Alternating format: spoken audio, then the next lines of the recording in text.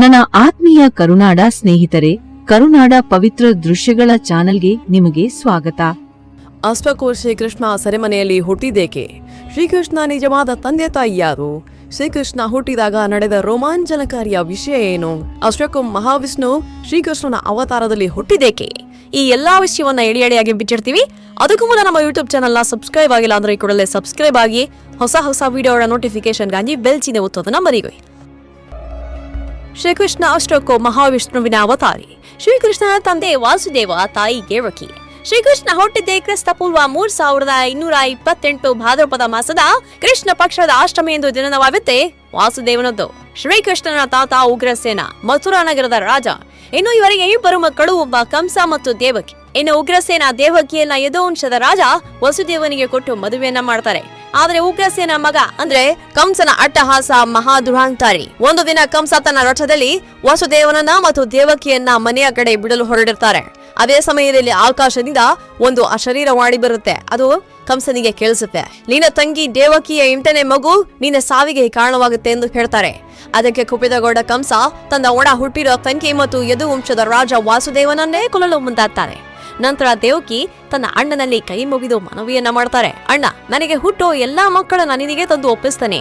ಆ ಮಕ್ಕಳನ್ನ ನೀನೇ ಕೊಂದು ಬಿಡು ಅಂತ ತನ್ನ ಅಣ್ಣನಲ್ಲಿ ಕೋರಿಕೆಯನ್ನ ಕೊಟ್ಟ ದೇವಕಿ. ಮತ್ತು ಕಂಸನ ತಂದೆ ಅವನನ್ನೂ ಬಿಡುವುದಿಲ್ಲ, ಸೆರೆಮನೆಗೆ ಅಟ್ಟುತ್ತಾನೆ. ನಂತರ ಕಂಸನೇ ಮಥುರಾ ನಗರದ ರಾಜನಾಗ್ತಾನೆ. ನಂತರ ದೇವಕಿ ಹುಟ್ಟಿದ್ದ 7 ಮಕ್ಕಳನ್ನ ಕೊಂದಿದ್ದ ಕಂಸ. ನಂತರ ದೇವಕಿಗೆ 8ನೇ ಮಗು ಗರ್ಭದಲ್ಲಿದ್ದಾಗಲೇ ಭಯಭೀತರಾಗಿದ್ದ ಮತ್ತು ಬೆವರುತ್ತಿದ್ದ ಕಂಸ ಅರಮನೆಯ ಸೈನಿಕರನ್ನ ಹೆಚ್ಚಿಸಿದ. ಆದರೆ ಮಹಾವಿಷ್ಣುವಿನ ಅವತಾರಿ ಶ್ರೀಕೃಷ್ಣನೇ ದೇವಕಿಯ ಗರ್ಭದಲ್ಲಿದ್ದಾನೆ ಎಂದು ಕಂಸನಿಗೆ ಅರಿತಿರೋದಿಲ್ಲ.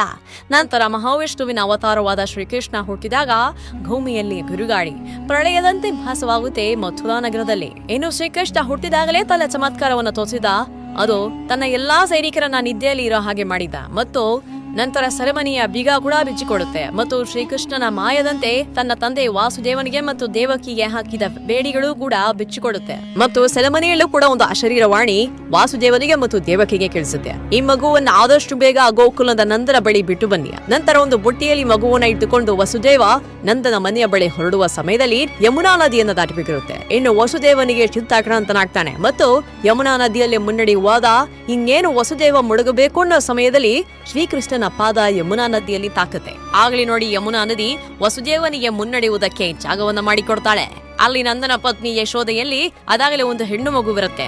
ತಕ್ಷಣ ಆ ಹೆಣ್ಣು ಮಗುವನ್ನ ವಸುದೇವ ತನ್ನ ಬುಟ್ಟಿಯಲ್ಲಿ ಇಟ್ಟುಕೊಂಡು ಶ್ರೀಕೃಷ್ಣನನ್ನ ಯಶೋದೆಯ ಪಕ್ಕದಲ್ಲಿ ಮಲಗಿಸ್ತಾನೆ ವಸುದೇವ ಅಲ್ಲಿಂದ ಹೊರಟು ಮತ್ತದೇ ಸೆರೆಮನೆಗೆ ಬರ್ತಾನೆ.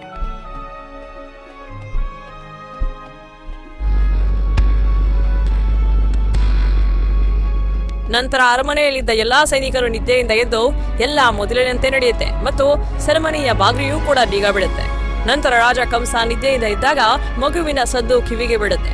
ನಂತರ ಎದ್ದು ಸೆರೆಮನೆ ನೋಡಿದಾಗ ಆಶ್ಚರ್ಯಚಕಿತನಾಗ್ತಾನೆ. ಮತ್ತು ಆದ್ರೆ ಅಲ್ಲಿ ಇದ್ದದ್ದು ಹೆಣ್ಣು ಮಗು.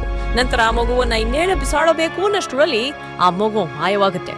ಏಕೆಂದ್ರೆ ಆ ಮಗುವಿನಲ್ಲಿದ್ದು ಯೋಗಮಾಯ.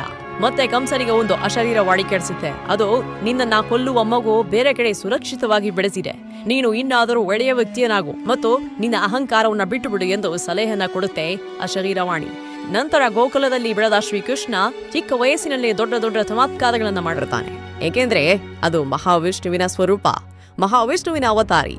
ನಂತರ ಬೆಳೆದ ಶ್ರೀಕೃಷ್ಣ ಕಂಸನನ್ನೇ ಕೊಂದು ತನ್ನ ತಂದೆ ತಾಯಿಯನ್ನ ಹೊಂದಮುತ್ತಗೊಳಿಸ್ತಾನೆ.